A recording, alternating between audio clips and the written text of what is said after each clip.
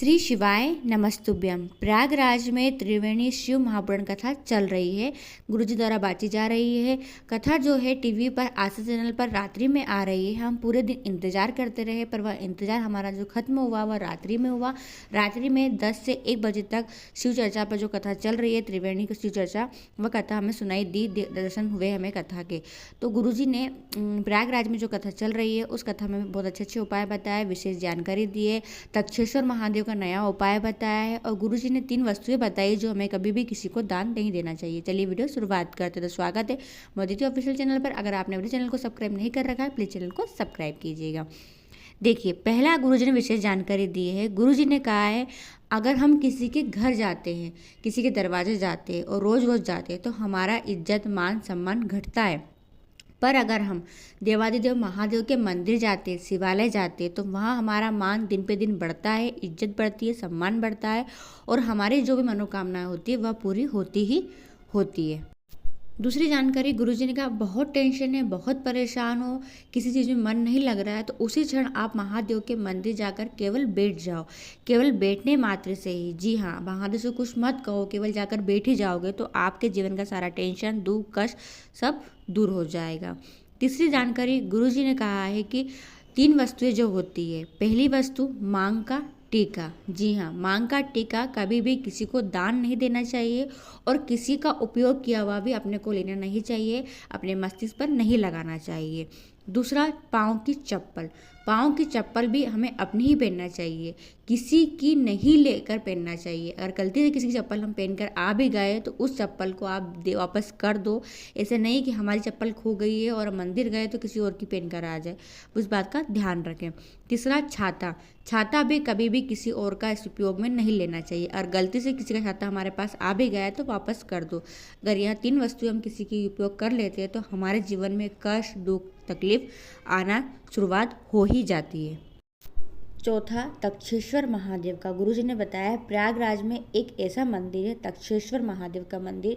उस मंदिर में केवल जाकर बैठने से ही हमारे सारे रोग, कष्ट, तकलीफ, जीवन में जितना विष भरा हुआ है सारा विष सब एक क्षण में समाप्त हो जाता है, केवल तक्षेश्वर महादेव के मंदिर जाकर बैठ जाने से।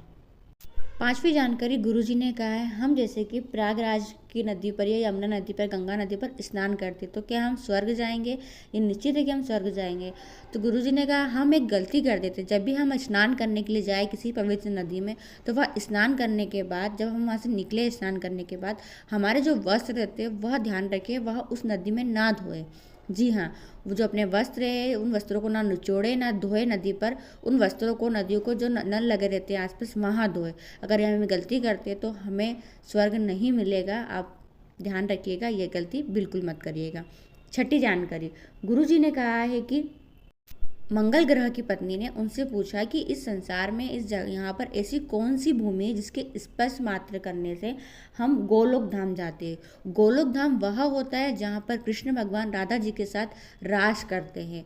तो वह कैसे जाए उस गोलोक धाम में? तो गुरुजी ने बताया कि प्रयागराज की जो भूमि है, जी हाँ, प्रयागराज की जो रज है, उस धूल का केवल स्पर्श मात्र करने से, उस धूल को केवल शरीर पर लग जाने से हम सीधे गोलोक धाम जाते हैं और गोलोक धाम जाकर हम कृष्ण भगवान राधा रानी के संग रासलीला करते हैं। 7वीं जानकारी, गुरुजी ने कहा है कि हमें मनुष्य का जन्म क्यों मिलता है। तो मनुष्य का जन्म केवल 2 चीज़ों के लिए मिलता है।